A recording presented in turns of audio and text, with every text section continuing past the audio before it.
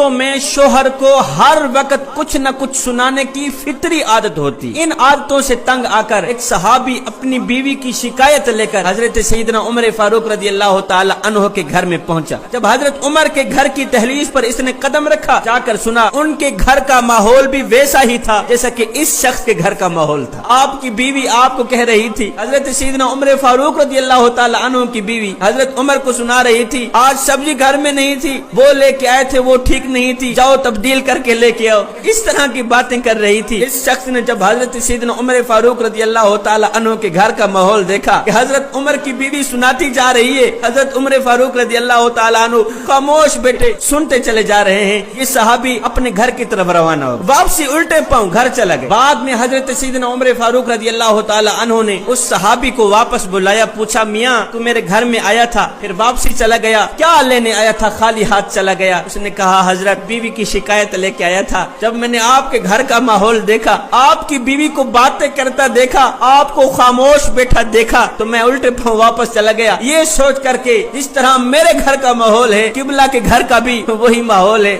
آپ خاموش ہو کے سنتے چلے جا رہے تھے. یہ سنتے ہی حضرت سیدنا عمر فاروق رضی اللہ تعالی عنہ مسکرا پڑے. مسکراتے ہوئے آپ نے فرمایا میاں بیوی کی شکایت لے کر میرے دروازے پہ آنے والے مجھے ایک بات تو بتا. کہا حضرت کون سی بات؟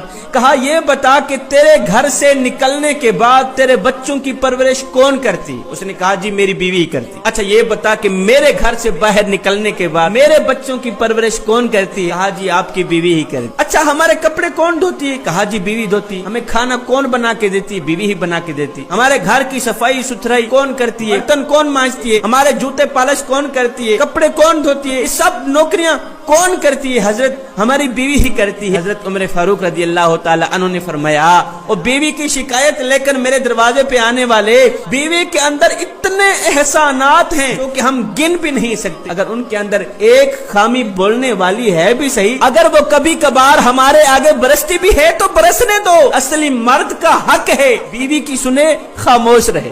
بیوی کی چھوٹی موٹی باتیں سن کر خاموش رہنے والے شخص کا زندگی میں کبھی بھی گھر اجڑتا نہیں.